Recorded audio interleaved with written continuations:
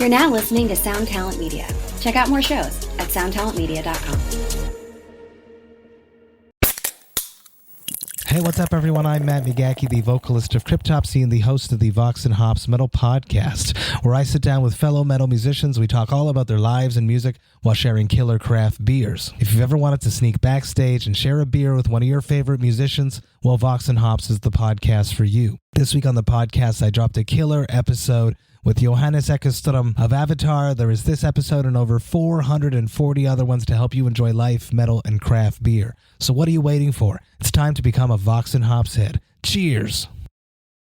We'll always love you. Well, I don't know. When we mentioned singing, I don't know why that came to my head.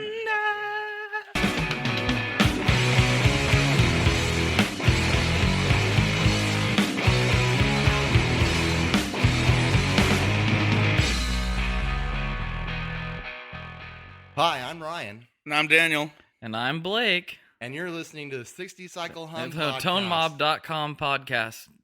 You're listening Show about This guitar vibe tone sounds and like the people trying behind Sound- it. fighting Salvage. Okay. Salvage. And here with Custom us Podcast. today- Is that a thing? Do you have a podcast? Okay. All right. We're sitting down here, Daniel Tyack, Blake Wyland from Tone Mob Podcast. This is going to be kind of Hey guys. Tone Mob Podcast hosted by 60 Cycle Hum Podcast. I'm going to let Blake kind of run the show and interview Daniel, and I'll be here and just kind of chime in every now and then when I want to be an asshole. Just crack wise and whatever. Yeah. Say stuff that's inappropriate. Don't That do seems that. reasonable, but you probably shouldn't talk as much because you went and like a rookie blew your voice out yesterday. I blew my voice out at the after First- party before first the first day. after the first day of NAMM. Yep. Yeah, Well, that was good. Oh man. I know. Yeah, this is a morning cast. It is. I feel I'm used to evening casting. Uh huh. I'm I also used actually- to doing it with my cell phone, which is a different thing. Yeah. I actually grabbed a beer because I thought we were doing a 60 Cycle Hum podcast. And I figured it's 11 a.m. somewhere, Mm-hmm. you know, so It's like, isn't it like 11 a.m. here? What time? I think it's like 10. It's 10. There's a big clock on the Close wall. enough. Yeah.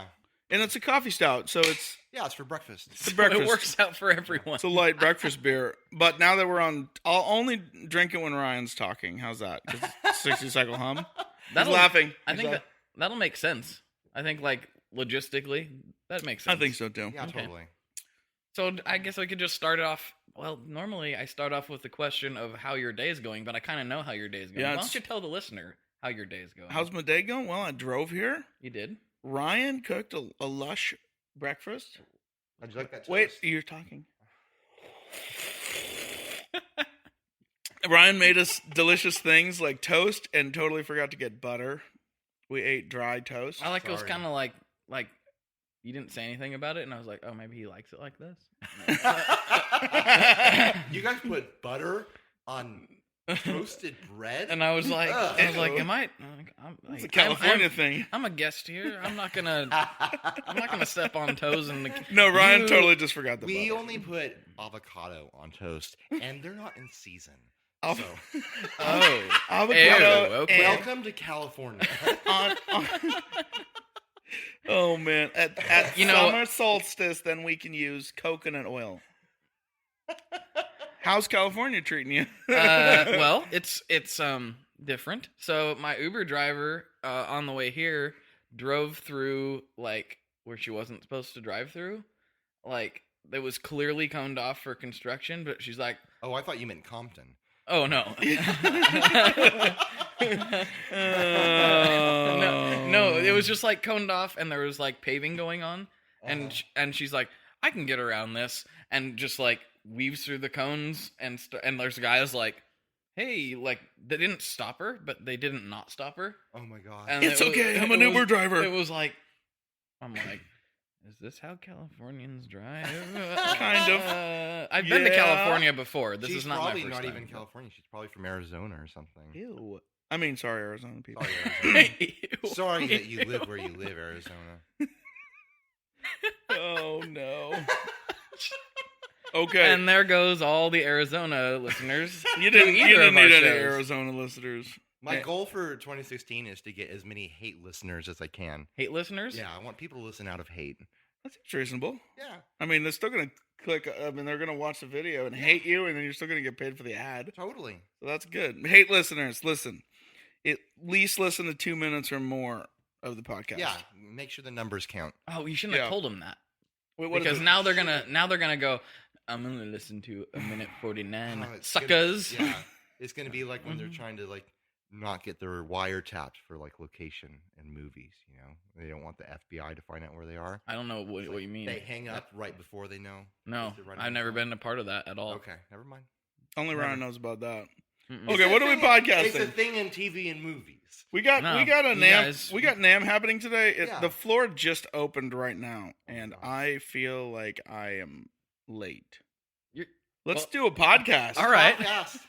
We are. Okay.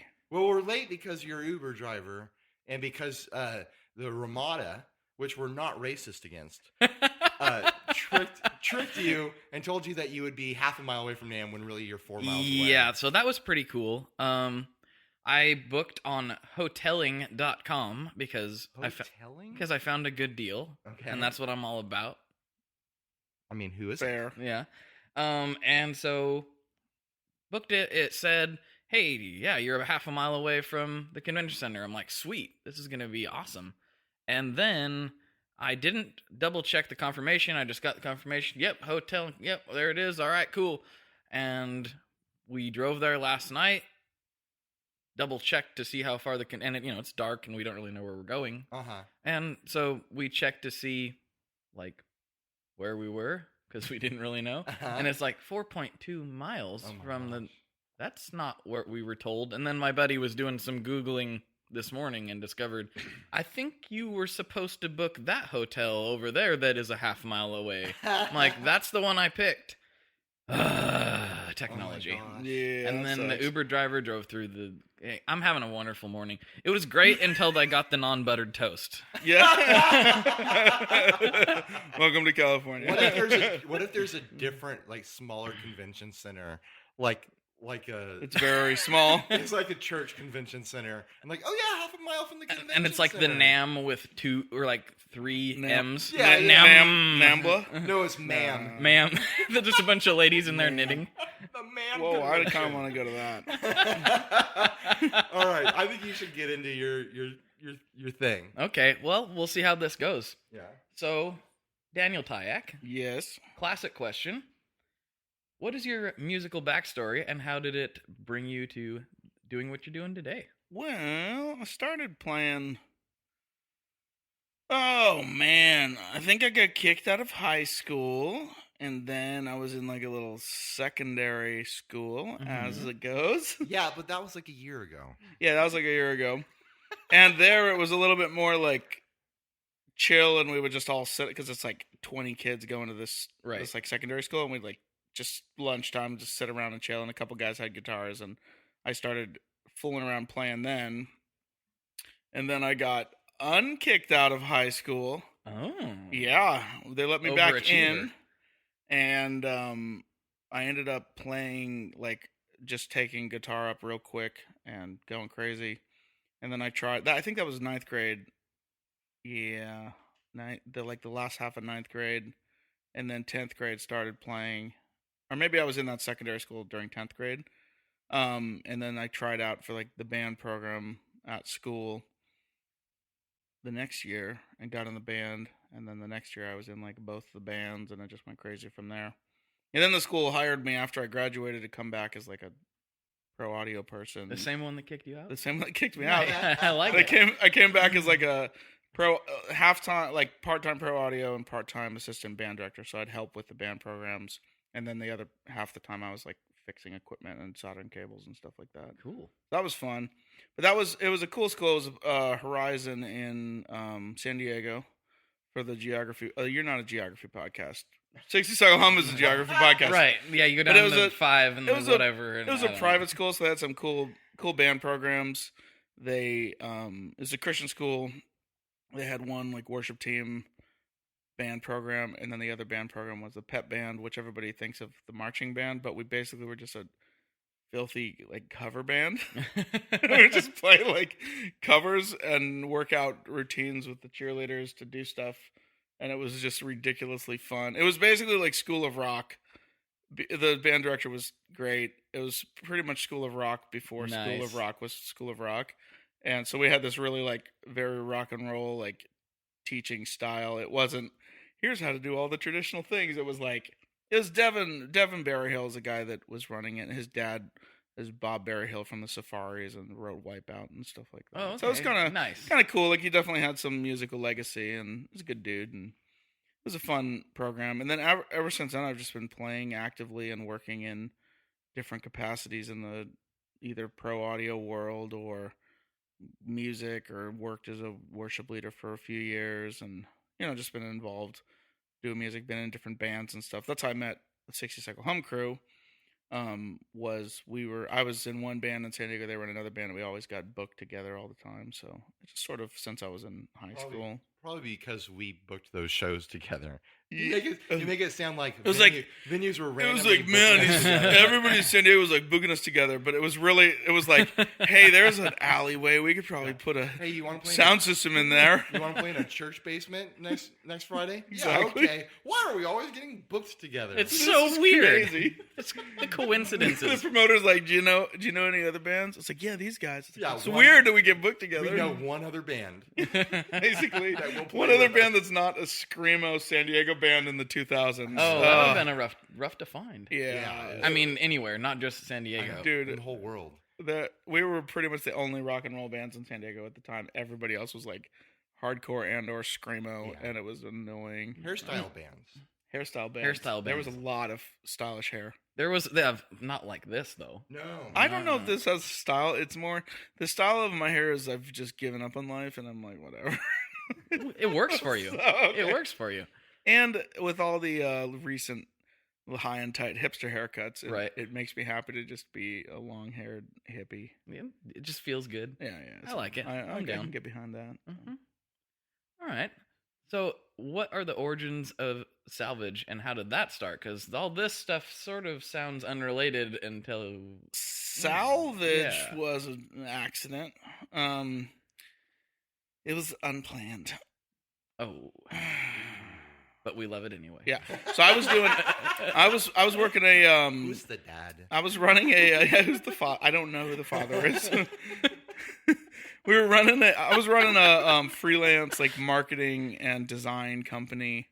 I would just work with small businesses around town and help them through all their like marketing stuff, and anything from social media profiles to website building to graphic design stuff. So just trying to serve like little businesses that have no capacity to hire like a big marketing team. Gotcha. I found I could do most of the things pretty well, and so I just worked as a freelance consultant doing that for a few years. And kind of it's sort of morphed and changed, and I had one big client who was actually a gal that owns a tanning salon, which is hilarious because I was doing all this work. Like that was like my number one client was a tanning salon, and I'm just like this redneck. You know what I mean? So it was great. But rednecks need tans too. We had a great time. They were such good people to work with. Danielle, you had a great tan during that time. I went tanning a couple times. But did you like leave your shirt on so it could preserve your redneckness? Dude, no. Listen to me. I wore for the first time I went intentionally like multiple times in a row, and I snuck a Speedo in there, and I wore a Speedo every single time. Yeah. Just so I could get a reaction out of my wife one day, like, what in the hell? Like, where is this tan line? Where are these tan lines coming from? What are you doing? That was like my only goal. I saw my wife would see my Speedo tan lines one day and be like, what is going on? Anyway... so that was pretty short. I didn't really get into the whole tanning scene. You didn't go to like the spray stuff. I still don't. I tried it one time because they would be just to say I did it. Oh right. It was horrible. It sounds really uncomfortable. Well, you're supposed to get. Apparently, it's a chemical reaction with your skin. Oh, really? Which was developed to help, like, I don't know the name of the disease, autoimmune disease, where there's different, like, blotchiness and, like, you lose pigment in your skin. Okay. It was, the stuff in the spray tan was developed to help, like be a cover up almost to like mask that and blend it in. Mhm. And then they're like, oh, we can spray this all over rich girls and they can be nice and orangey. Prom's coming up. Yeah. So unless here's the thing, this is probably the most epic diversion that I've ever had on a podcast episode. All right. We're talking the tanning industry. Yeah, well, it's a passion of mine. It's a passion of yours. Okay. Yeah. Welcome to California. Anyway, basically, if you don't exactly follow the directions and like wait a whole day to not do anything, including shower, like you get a little bit orangey. And like you have to leave this crap on your skin for an entire like 24 hours And not like move. and not shower and not wear any like tight fitting clothes. So I was like, Well, the tight fitting clothes. I that's literally impossible. went Yeah. spearfishing the next day. Like I was like, I can't. I'm not going spearfishing. It was like good season. So we like went out and we're like in the water, and my legs were just like so like Oompa Loompa orange. orange? It was hilarious. It was the most amazing thing. Anyway, so I was doing a lot of work for the tanning salon. I didn't really care for tanning, but they were really nice people. But you tried it. and you they gave paid it the old well. college try. And they had me on retainer, so I always got like the same pay, and I would just help them and do whatever. So that was really nice. Anyway, the owner was pretty ambitious. She was working with some investors, and they were planning on starting a big chain of salons. It was at the same time she was about having her second kid. Long story short, I dropped all my other clients because she was like, "Hey, you're working for this full time. You're gonna take care of everything for this whole chain." That while she took 2 months off when she was like about to have her second kid, and then afterwards. And I was just on retainer, just waiting for work. Like, hey, you want me to do anything? I'd check in with her. She's like, no, just hang. And I'd do a little bit here and there. You know, she's like, can you go to the salon and change these signs or whatever, you know? Right. But it was barely any work, and I was just waiting for the big thing to come through. And still getting paid. So I had 2 months off basically. Yeah. Which was cool. And so I was, of course, I can't like not do anything. So I was in the backyard like building stuff, and I built a couple guitars, and was like, I'm gonna build a sweet like pedal. I was like, getting a little bit more into like hardwood and woodworking and stuff, and because I've always made stuff like since I was practically born. It runs in the family. My dad was a huge maker of things. He built robots in the garage and stuff. And Nice. he was an electronic engineer, and it was crazy. So I was just surrounded by that all growing up. So I've always made things.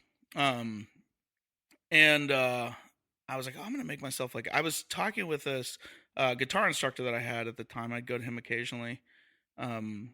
Really killer dude in San Diego.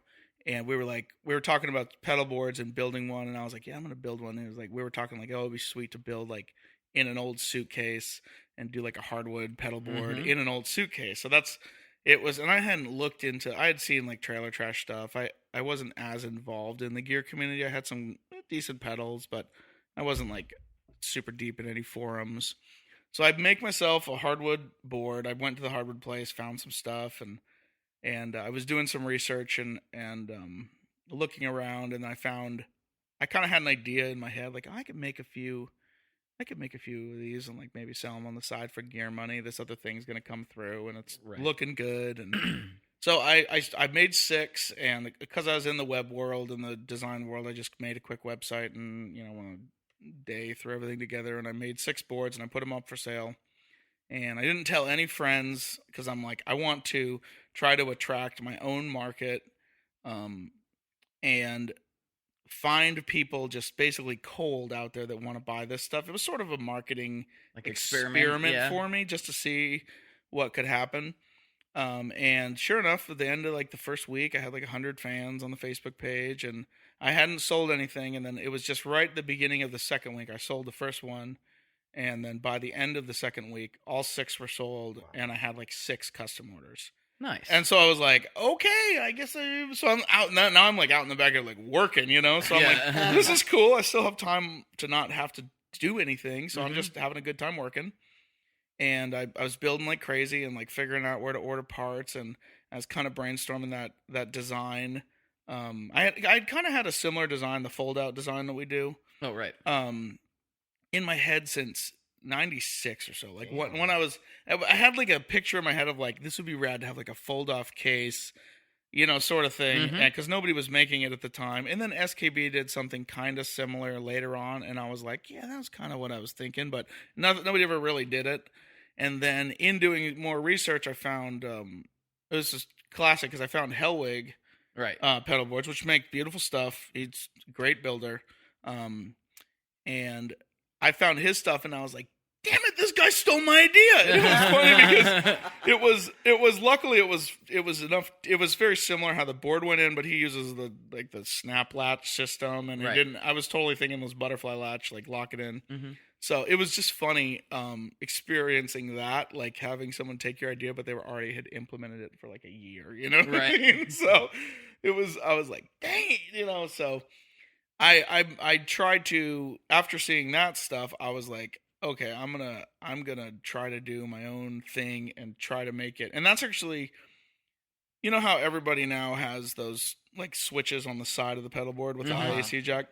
I was trying to be as just intentionally, because obviously the Hellwig dude and I had very similar thought processes, how like our aesthetics and things. Right. And I was like, I don't want to steal this guy's stuff. Like that would be jacked up. Right. Stealing another man's art. And so I very intentionally like put a switch. I found a switch that would work on the side, and I did the switch on the side, and I used electro sockets because I like those. So I just done a couple tele builds, and I had a couple, and I was like, okay, cool.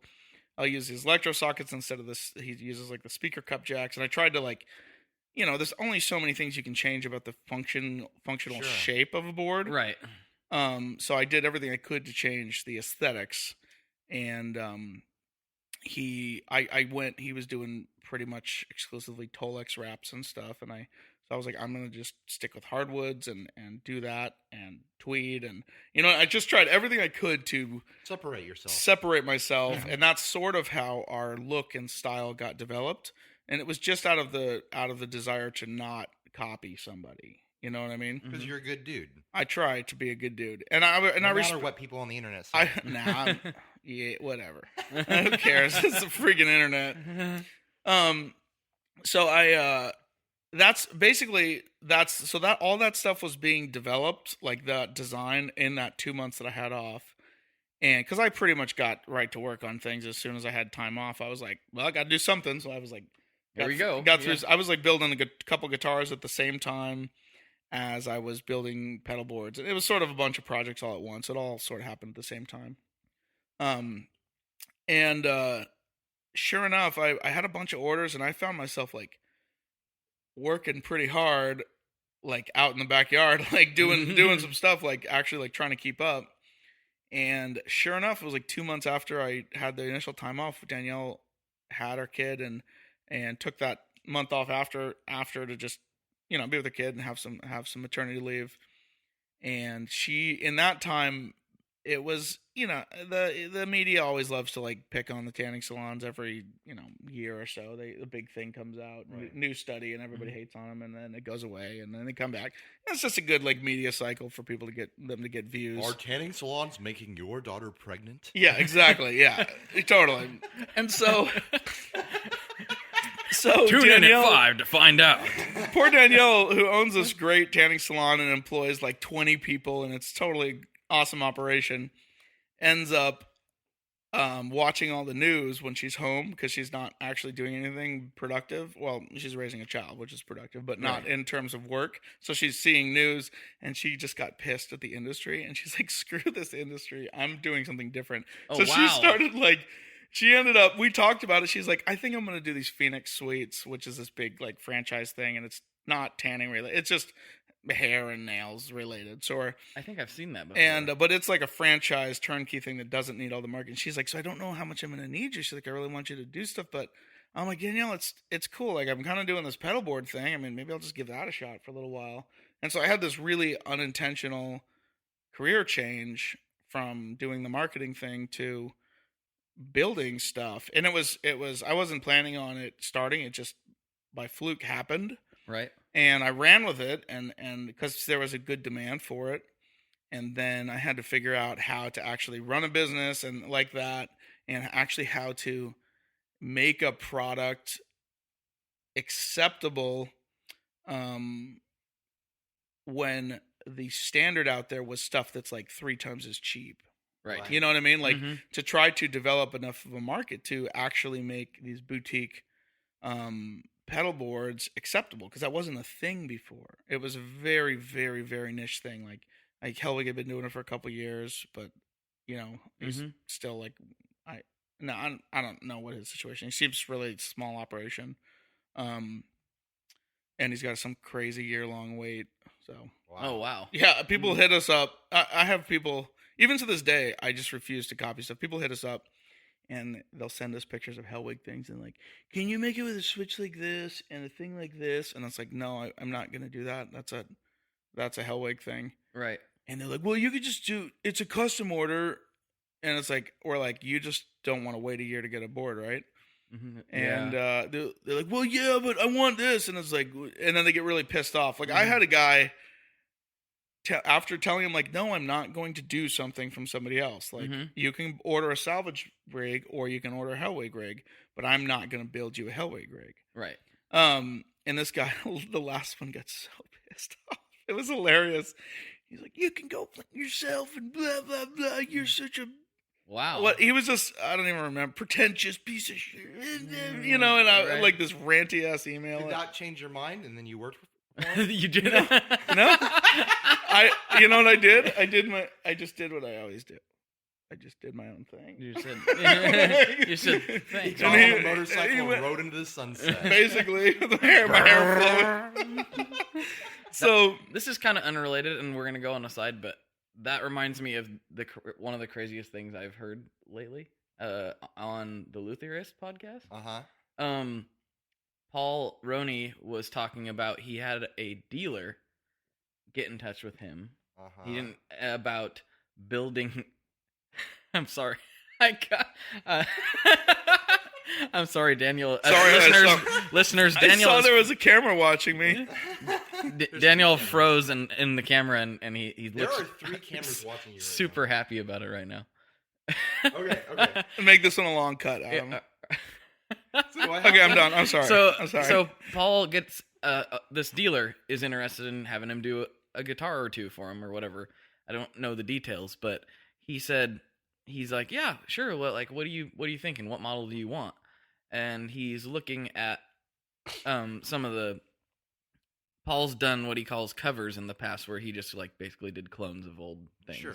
Like He he'll doesn't- do a Strat style or a Telly style or something. Right, like that. which he doesn't really do anymore. And he just has it on there to be like, look what I can do. So Right. this guy emails him and says, I want you to build this guitar, a cover of this guitar. Right. That guitar was a Cole Glide. Oh, okay. And Paul's like, are you serious right now? Like, you want me to build a Cole Glide for you? Why don't you go to Cole and have him build a Glide? Yeah, Yeah. no For you. kidding. And he's like, that's my friend. First of all, I'm not gonna do that. Like, Yeah. it was like, wow, that is insane. That's Yeah. bold. Yeah, Dude, and, people, that entire thing in the industry, and I and know it was a dealer. That was what the crazy my thing oh, was. that's extra lame. Yeah. I know that some people in the industry have like no problem with clone things. I don't have any problem with replications on like guitar pedals and stuff of stuff that's out of production, but anything that's in production, I don't like it when somebody clones stuff. Like I would never use any of that stuff. Like I want to see, because all this stuff, especially in the boutique side of the industry, is artwork made by people, just like music is artwork. Like going and recording somebody else's song because you couldn't find and saying this is my song because you couldn't find a better way to write a song, like that's absolutely unacceptable. But for some reason, in an art form of aesthetics meets functionality, in what is pretty much what all gear is, having people just blatantly rip other people off pisses me off. Yeah. And it pisses me off when people do it to me. I strongly oppose doing it to anybody else. Like if somebody's even done something similar to what I'm doing, and used something before me, like I don't touch it. I'm like, no, it's gone. Like I'm not that Right. dude, you know. It's off the table now. And there's stuff there's some gray areas, like different Tolex stuff, because Tolex is an industry standard, and it's like a lot of people will wrap things in Tolex. Right. So that's kind of, gear it's sort of a classic thing. And it gets to a point where it's like you said earlier, you can only be so different before it isn't that thing anymore. Yeah. Like, a pedal still has to be a pedal. If I had come into the pedalboard industry and looked around, and seen a bunch of like hardwood boards that are exactly what I was kind of thinking of and imagining, and a bunch of other like similar things, or like if somebody was doing funky fabric wraps or like bursted tweed, and if that was the thing when I had come into the industry, I'd have looked at that and been like, oh, well, I'll do something else. Right. You know what I mean? Instead of, oh, but that seems cool, so I'm just going to copy all that stuff. It's full. There's plenty of things you can do with your life. There's all kinds of things that can be built and you can sell if you're of that persuasion. But to just go blatantly like rip other people off if it comes to building guitars or amps or pedal boards or pedals or anything, like I just cannot abide. There's just so much room to be creative too. Like just because you think of something as like the way that is probably the best way to do it or the way you want to do it, someone else has done it. Be creative and find a better or different way. I actually think, like for instance, Hellwig's switch on top of his rigs, he's got like the amp switch with the jewel light. Mm-hmm. I like that better than my switch. I think it's cooler. But I was like, well, that's his jam. I'll use this switch. Mm-hmm. You know what I mean? And that was also Josh Scott's idea in the first place. So whatever. Just working with him, and he's like, "Hey, put this on there." So put a bird on it or something like that. So anyway, but that's an example of what how I answer that question. I use something that I consider to be. I mean, it's not inferior, but I think that jewel light and the top switch has a little bit more mojo, and it's kind of cool. I like that little top strip. It looks cool. It's cool. It's a great design, and I respect him for doing that, and I wish him all the best. Nice. You know what I mean? So now, if he ever stops producing boards, is that design on the market for you? No, probably not. Because you were saying that if something's probably not, because there's going to be a lot of other dick faces out there that go and grab it up, and I would, out of respect for that, to just let it hang for a while. Sure. And then there'd be a bunch of other people using it. So I probably just would never do it. So right. I will just stick with things that I originated and keep doing that. Well, you've already got your own style, so why mess with the recipe? Exactly. That's fine. And I intentionally keep things real simple, and I believe in like a simple, elegant design. Mm-hmm. I don't want a bunch of people ask for like multi-tier things all the time. And I'm like, nope. I want it to be simple, because that's going to make for happy guitarists. Because the good Lord knows, the more complex our rigs get, the more we end up hating our lives. Like, keep it simple, keep it elegant looking, keep minimal design elements in there. And you know how it is. You're a graphic designer. You put more than like 3 fonts on something, and it starts looking like garbage. You put more than 3 design elements on a salvage board, like people have wanted, like, I don't know. I want to could you like burst over the floral pattern with leather straps? And it's like, no. It's like, no, all 3 of those things are cool in and of themselves, right? And they will look horrible if you mix them all together. Bad. You know what I mean? Like, it looks good in your head as you're thinking of it, because all those are cool things. All those are cool individual things, but when you combine too many design elements, so everything I do is very intentionally like sleek and simple, and the beauty of it is in the elegance. I mean, I guess for lack of a better word, I guess I should probably say something tougher sounding than elegant. Burly. Everything's the beauty's in the burliness.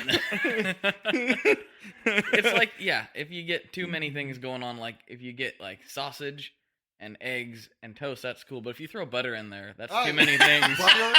That's too many things. You can't. It ruins. Ryan the whole is even a designer to the core, even when he makes breakfast. That's right. Butter on toast? I will not abide by it. You can't abide that, right? What if somebody buttered their toast and somebody else buttered their toast? Could you abide it? No. Do you accept other people buttering their toast? What if I do not accept people buttering their own toast. Podcast over. Buttered toast belongs within a loving marriage relationship. Oh my gosh. I quit. Think about the children. You can't just have the kids running around buttering toast willy-nilly all over town. You can't just go around buttering someone else's toast. Buttering your own toast? In public? It's an abomination. Oh. Exactly. Oh my gosh. Probably the dumbest. It's in the Bible in 2 Brusticles. Oh man. I'm the one who's drinking already, Ryan. Oh man. Well, We're all sighing. I had yesterday.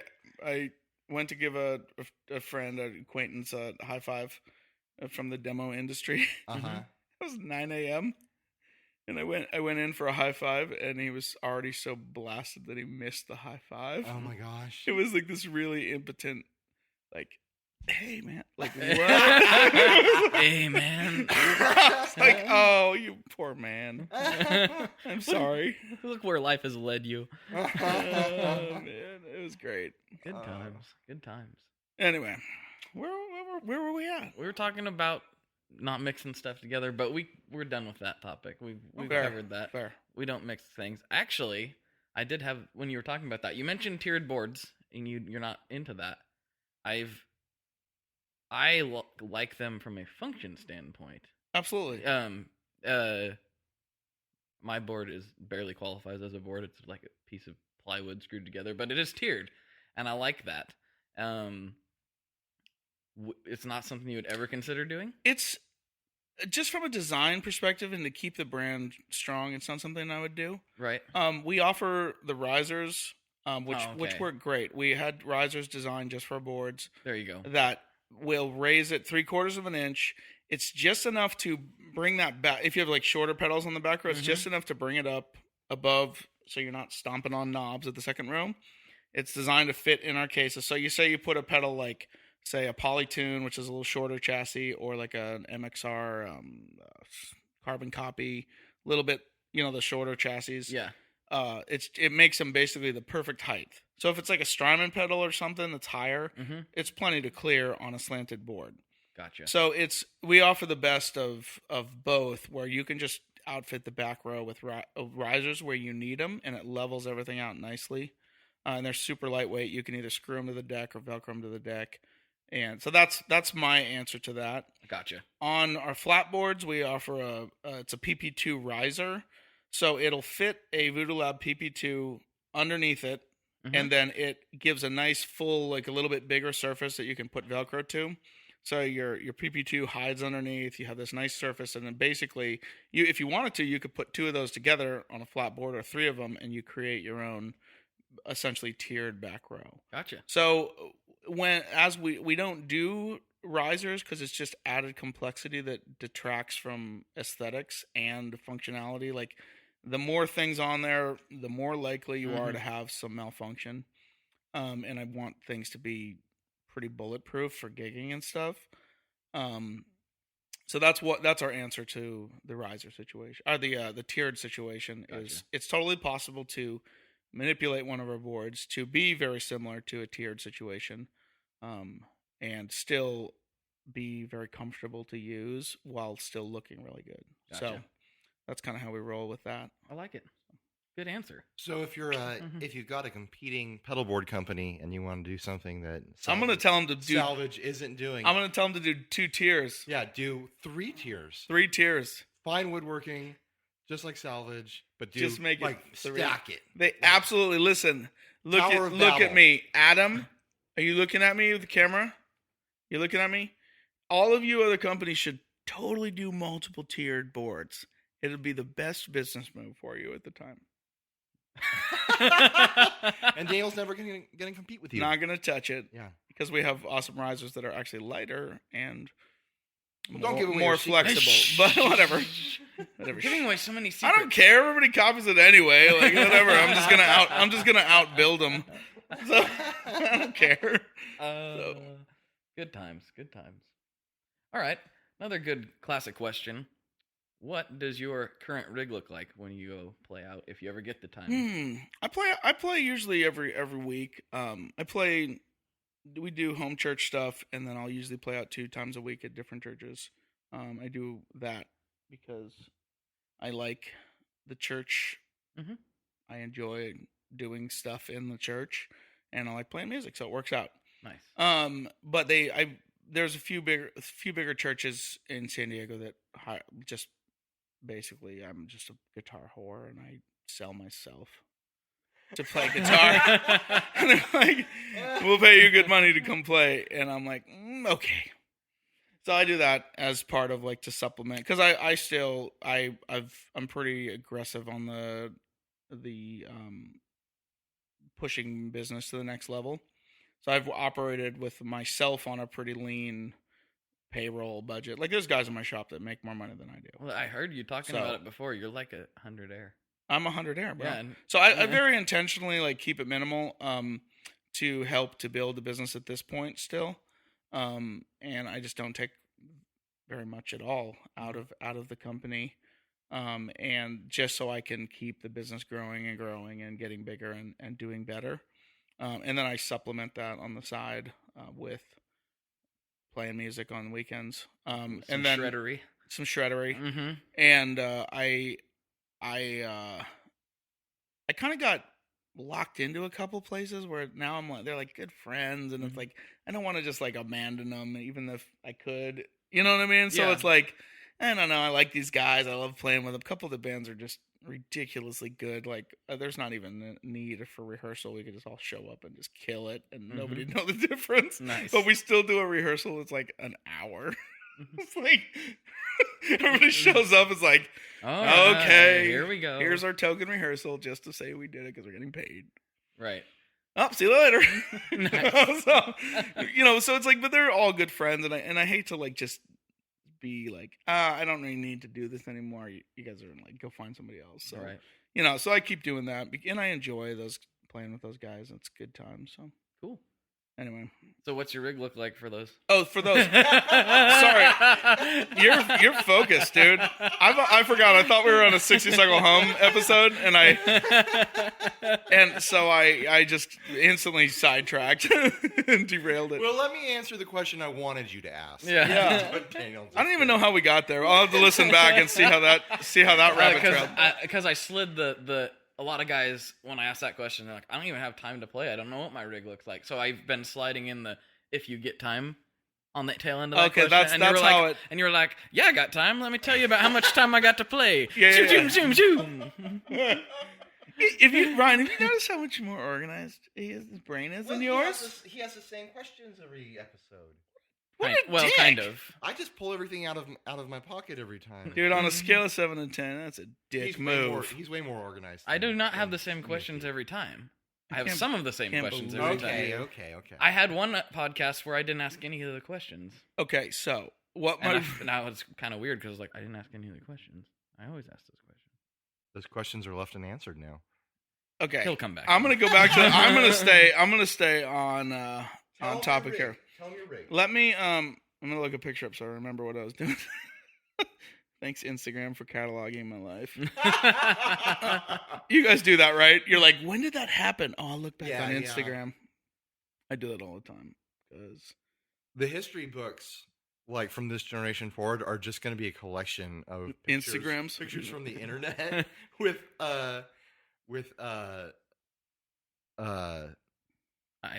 like emojis under it. Yeah, exactly. So, okay, here's the rig. I'm looking at a picture. Okay. I just changed like a week ago. I've been real busy lately. Usually I change things up a little bit about every week, but the last couple months have been insane with new employees, and it's just been too crazy. And actually some of that is I don't even have space on a bench at the shop to like change a few pedals around. Like it's that crowded and busy. Right. So some of it's just function. Like I don't have time to mess with it. Mm-hmm. And I also really like to spend time with my family and my kids. So I try to get out of the shop and go home and be there for like dinner and bedtime and stuff like that. So, for the whole couple months, probably, I don't know, December and February or January. Well, no, maybe it was November, December-ish was just a busy time with holidays, so I didn't change it. Mm-hmm. So I ran with, and this is fairly common. It looks like I was going Believe into Palisades into, and I love that Believe. Anybody that knows me knows that that's on my board often. That's a love pedal, like weird grain ringer kind of thing. Right. Believe, Palisades, JHS Kilt, Fairfield Circuitry, Randy's Revenge. So that's kind of the drive and weird section, which you gotta have a weird section. Yeah. And then it goes volume pedal. That one's a JHS Ernie Ball, buffered, modded Ernie Ball with the Polytune Mini out. And then it looks like I'm going into the Ibanez Swell Flange. It's a 10 series. I think it's I don't remember the model number on it. It's a really funky old 80s flanger, and Nice. it just does weird, cool things. And then I was going into the Ibanez Modulation Delay. I can't remember the model of that. Modulation Delay 3.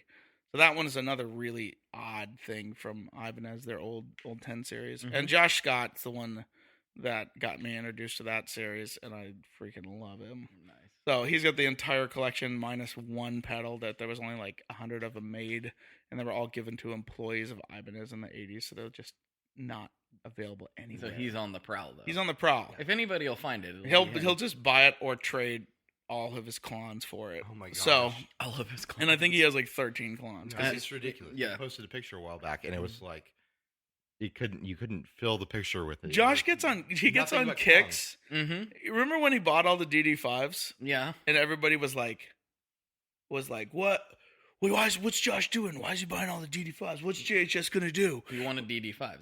It was literally just a joke. He was just screwing with everybody.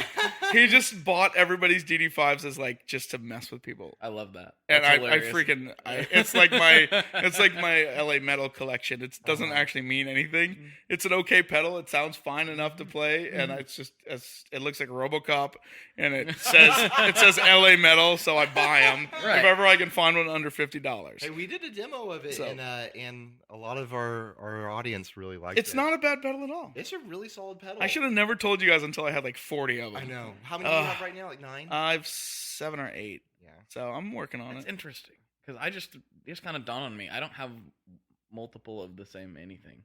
You probably shouldn't. It's probably a sign of insanity. No, if you keep doing the same thing over and over again, Like keep buying the same pedal, hoping it'll be a little better. that's a bad thing. So anyway, with that rig continues to the Strymon Dig and then the Strymon Flint. So I got plenty of dirt. I find that the good coverage there. the Kilt is a very nice dynamic drive. If you set it on some lower settings. Yeah. So you can back your volume off on your guitar just a teeny bit and play a little lighter, and you almost have a clean tone. But it's this interesting clean. Okay, so you know how when you roll your volume back, especially if you have crappy tone caps, it loses a little bit of the highs. Mm-hmm. Well, the Kilt maintains all of those and stays nice and bright. So you can get this really interesting chimey, where there's this hint of dirt, like sizzle in the back of it. Mm-hmm. So you play light, like fingerpick stuff, and you get this really cool, like chimey, sizzly thing happening. And then all you got to do is dig in a little bit more, and you got a nice drive. Just And all you got to do is put your volume up to 100% and hit it hard, and you got a real good, like heavy Or you could use rhythm or lead. the boost function of it. And then you can use the boost to too. cut the volume before it. Yep. If you wanted to. Or And I boost usually volume. keep my amp right at the edge of breakup. So if I play it just by itself, it's clean. Yeah. And if I hit it harder with anything else, then there's a little bit of saturation. So I like to have a little bit of the solid state saturation from the pedal mixed with a little bit of the tube saturation. And I find it's the best of both worlds. The pedal saturation usually is a little bit more tonally flexible, and the tube saturation is a little bit more natural and organic feeling. Mhm. So you get that nice feel with being able to tweak the tones using different drive pedals. Right. So I usually never have drive pedals set super hot. Because I use them to hit the amp a little harder, so it kind of multiplies the efforts of the drive, and then I end up with a nice drive tone. Anyway, so that's kind of how I usually run. But a lot of the times I'll just run the Kilt on all the time. Mm-hmm. I'll just leave it on, and then I manipulate how much drive I'm going to use. And I do that with other pedals too. The Kilt's, I've been really enjoying that one lately. It's a really good pedal. It's great. It's because it does everything from like horrible broken glitch to really nice simple drives, and it stays good and good. And I really like bright. I know a lot of guys will get a little darker, but for stuff I do, that seems to work better. So cool. That was the rig that I was using, and that's pretty common. Just recently, I've just been feeling really like overwhelmed with everything lately. Just trying to make sure everything's in line. So I stripped my board back to a really simple rig and put it on a smaller board. So I'm running like the Cali 76. I'm running the for compressor that takes up like practically the whole board. Yeah. And then I'm running the Furry Burrito Yellow Cake. Yes. As a filthy fuzz. Love that thing. And I have it set, that little glowing knob. I don't know what it does, but it's bias or something. It's a starve knob. Starve. So I'll starve it so it gets kind of nasty. And then I won't set it super, super drivey. It's more just this like gritty, filthy bite. Mm-hmm. You know what I mean? Like kind of how I use it. And then what am I using for a drive? Maybe I have the Kilt on there. I have a pedal on there that I'm using for a drive. An LA metal. Maybe an LA metal. Mm-hmm. It's a pedal, I'm pretty sure. Right. And then the same volume pedal tuner set up, and then I'm just using the L cap and the Flint. Those are like my go-tos for verb and delay. So right on. I can always get behind the L cap. Like that thing just speaks to me. So right now my rig is pretty minimal. But I change. I go back and forth. People change. I change. I literally do. I start with a small one, and I'm running like 5 pedals, and then I'm like, I go to my medium rig, and then I'm running like more pedals, and then I end up like adding a couple more, and I go to my larger rig, and my largest one is only 24 by 13, so it's basically a pedal train 2 size, right? Or 2 classic. And then I get really sick of having all the pedals, and I go back to my small rig, and then I do the whole cycle again. Right. And I just always do that. I always do this cycle where, like, I start off with a couple, like, because I've got, I forget the dimension. I think it's like the 13 by whatever. You have a 24 by 13. 24 by 13. Yeah. So I started, like, I get some big pedals on there, like, like 2 or 3 drives, like 3 a delay, 3 big box muffs, volume pedal, a reverb, and a tremolo, And then like, I got to squeeze more stuff on here. So I start putting smaller pedals on. I start squeezing more and more on. And and then you're like, what am I doing with my all life? these mini pedals, and I'm like daisy chaining everything together to get the power right and stuff. And I've got and then you're contracting a builder to build a single pedal that has like 50 different pedals in it.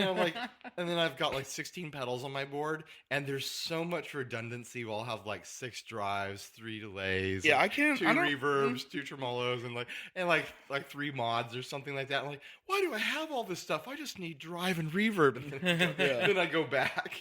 I don't really like redundant rigs. I just.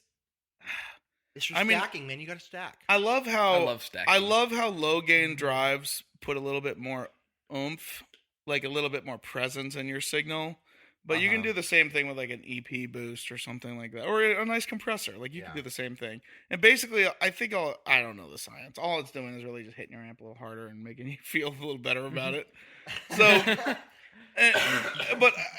So I appreciate low gain drives from that perspective, but I don't know. Like putting a bunch of low gain drives on seems stupid to me. It's just like put a good drive on there and turn your stupid guitar volume down. You have all the different levels of drive you want right there. I just got a new pedal for doing demo with that I'm really excited about from Ren and Cuff. Yep. The super fat Puck. Trying to keep that everybody rating. It's spelled PHUK. And it is a JFET and germanium boost. Germanium boost? Yeah, germanium. Germanium. So you can dial it back Hey, and have it be Germanium? like kind of a warm, clean boost. Or you can like dial up the clipping on the germanium and get like a really light drive out of it. Nice. And it like you can stack it before your other drives or after it and like kind of Nice. experiment with it. Yeah, I like versatile things. I actually like for pedals that are just versatile and can give you anything from like that nice oomphy feeling to drive. Like the color box at JHS is freaking great for that stuff because you can go anywhere from just a little bit of like presence bump to just filthy broken fuzz on Or it, just you know. some general EQ fixing. Yeah, and at the end of your board, I like using different guitars and different amps. So if I have that pedal on my board, I know if I'm grabbing, one amp or the other, it's like I can always tweak my tone just a little bit with a 3-band EQ. I like simple amps, not a lot of knobs. Just give me the basics. I want that amp to be like as raw and natural as possible without a ton of processing. And maybe I just like the simplicity of it, and then using pedals to like change those flavors. Like the redundancy makes no sense to me. I want pedals that have distinctly different flavors. So when I want that like weird sound here, or I want that like classic sound here, or I want a little bit darker here. Like sometimes I'll play a really bright guitar through like the Morgan AC20, and it's gonna be really bright. So I'll use a darker drive. You know what I mean? So I kind of like using different combinations to tame different elements.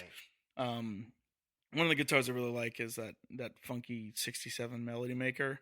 Yeah, that thing is just weird and cool, and it never sounds in tune. I love it. and Nice. I also, with that guitar, if I'm using the Morgan, I'll grab something that's a little bit darker. And actually, the Palisades works good for that, though that has a pretty wide tone range. And the Fried Gold, another yellow cake pedal, is great. Like that's a really nice combo with those. If I'm using the Milkman Creamer, it's voiced a little bit darker. I'll tend to use brighter drives with that. You kind of average out and use different combinations or brighter guitars or whatever, different combinations of things depending on, I don't know, my mood and what amp I wanted to play or what guitar I wanted to play. Or sometimes I'm like, I really just want to put this drive on the board, and I switch it, and then I'm like, that drive works really good with this pedal. And then I'm like, okay, I'll switch that. And I'm like, I'll just take everything off and switch it all. And then I'm like, I switched everything. Maybe I better play these guitars or this amp.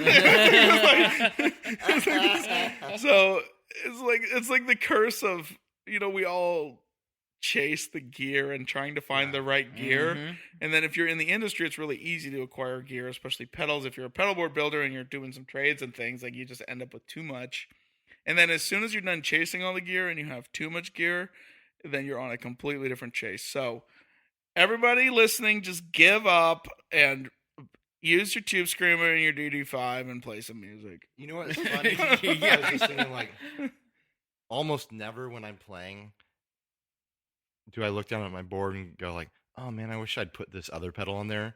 I'm just happy with what I have at the moment, and I'll make it work, Yeah, I enjoy doing that too. Wish I'd brought this other drive pedal. No, I'll just use this one I've got and make it do its Dude, thing. Okay, so confession.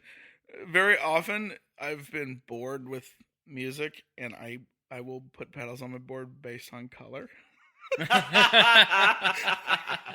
I'll seriously arrange my board like, ooh, that looks really good, and then it's like, now I got to figure out how to make these all play nice together. And it's actually a fun challenge for me, where it's like I'll just organize it so it looks real pretty like, and then I paint my nails and do my hair, right? And then burly stuff. Yeah, burly. Yeah. Bring it back to burly. We can talk burly stuff if you want. I'll tell you guys some stories. I'll just organize it like where it looks nice, and then my challenge is going into wherever I'm playing. I'm like, I'm going to make these pedals work, and I literally will. I mean, I'll have a basic like, here's my drive, here's my modulation, here's my delay verbs, things like that. I'll have a basic flow, but they may be things that I've never really used all together before. So then it's a fun and new challenge to like discover new sounds and things. So it's a cool exercise. It's totally stupid, and I realize that, and I just don't care. So, but at the same time, that stupidity causes a good exercise in making it work and discovering new sounds and new things. So, anyway, that's always a fun. I like it when I do that. That's kind of funny that you talk about that, using things together that you've never used together before, because I did that last night.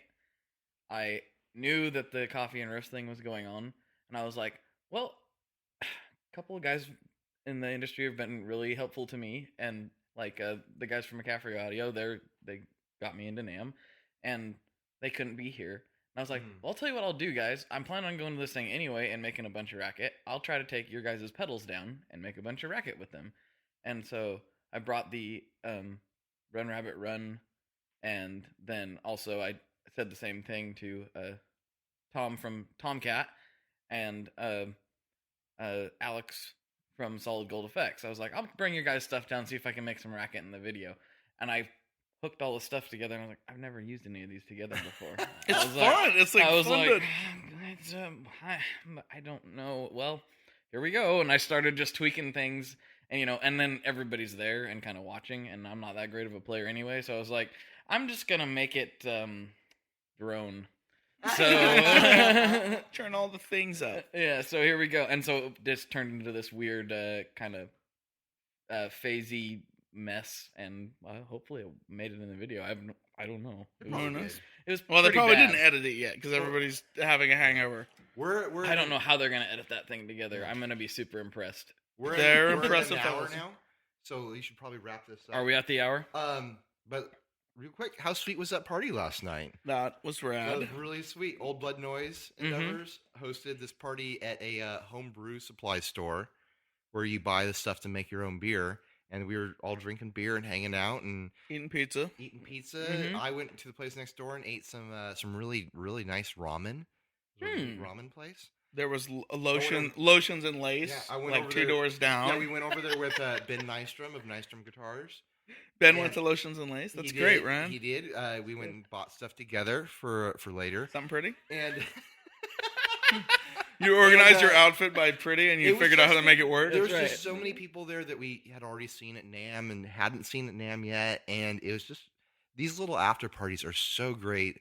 Huge thanks to those guys for putting it together. Yeah, Old Blood Noise, Brady and that crew are just, those dudes are such sweethearts. Like, it's funny because they're cool kids, Right. You know what I mean? And it's like, but really they're just like the nicest dudes. Yeah, and they're it really was super genuine. fun. They invited everybody. They bought everybody pizza and beer and And those fancy little donuts. fancy donuts. Yeah. And they put on a really cool like underground get together where the boutique world of building could get together and like do their thing. Yeah. It's in was this really like fun. teeny little homebrew mart thing, and we were all jammed in there, and it was just, we were all sitting on bags of grain and stuff like that, you know. Cool. It was awesome. It was so I had fun. so much fun. Yeah. Really cool.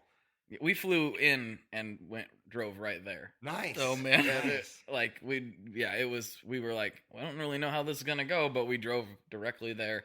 Yep. So, one of the listeners and now a good friend, Jim, he runs the @Rambling6Strings Instagram page. He picked us up from the airport, and he's a super cool dude. And so, big shout out to him for Thanks, driving us Jim. around last night. Yeah, he's a good dude. He said he bought a salvage board a while back. Yeah, I believe he did. Which is cool. That, we that met. makes him a really cool guy, right? Yeah. That makes him extra instantly. cool. Yeah. And Extra cool. extra cool. All right, so let's wrap this up. This has been Tone Mob Podcast. Or it's been the 60 cycle. It's been the Salvage Cycle Hosted- mob hosted, cast. hosted by 60 Cycle Mob. I hope you guys made it to the end and you enjoyed it. We had one person left on Periscope when I went over there. Nice. Hey, One person Oh, up there. yeah. So now we're gonna go back over to NAMM and experience it on Heck yeah. on this Friday. And you and I, we're gonna go interview Paul Reed Smith Woohoo! later today at 1:00. I think is the time. Sounds good. And you guys will see that up later too. All right, guys. Let's do it. Adios. Later. All right, folks, that does it for this week's episode, and it almost does it for the extra NAMM goodies that I got while I was down there. There is one more little bit, and that is I will be putting the audio out for the Paul Reed Smith interview very, very soon. And if you can't quite wait for that, head on over to 60 Cycle Hum's YouTube channel and subscribe while you're at it. And you can watch the video and see our beautiful faces and see Paul and all the glory that is on the YouTubes, as the kids call them these days. So yeah, I do want to leave you with one more thing. I've had a couple people email and request because I do talk about my band fairly often. And so yeah, I'm going to give you guys a track. Why not? Give it a listen. So this track is my favorite on the record, and it is called Chin to Chest. And some of you may have heard it already. I've kind of talked about it here and there, and it was on SoundCloud for a little while. But yeah, here you go. I'll sprinkle these in once in a while at the end of various episodes. So enjoy Chin to Chest by my band, Anchor Ashore.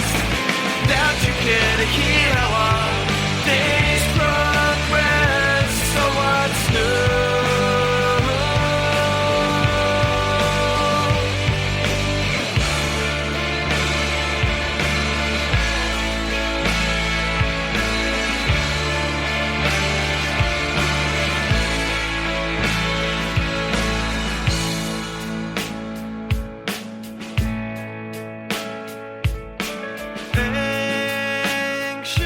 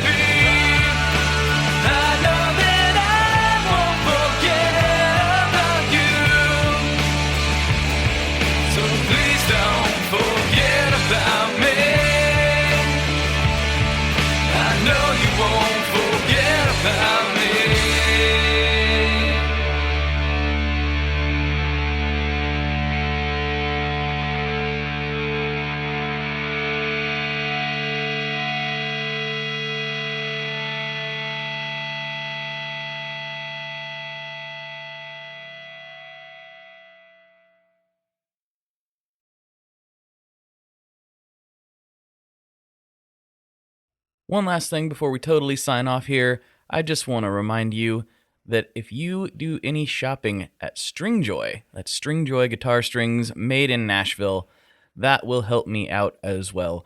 As I've said for years, I'm heavily involved in that company, and I really do think they're making the best products on the market. So if you would like to try custom strings, go to tonemob.com/stringjoy and check them out today. I seriously love what the team down there is doing. I help them out with all kinds of things, and by you supporting them, you are also supporting me as well. And hey, you need some strings, so why not get some custom strings just for your guitar and playing style? Again, the link for that is tonemob.com/stringjoy, and that will take you right to their website, and you can do all your shopping through there, and that will help everyone involved out. So thank you very much. Talk to you next time. We are brought to you by the wonderful folks at Gun Street Wiring Shop.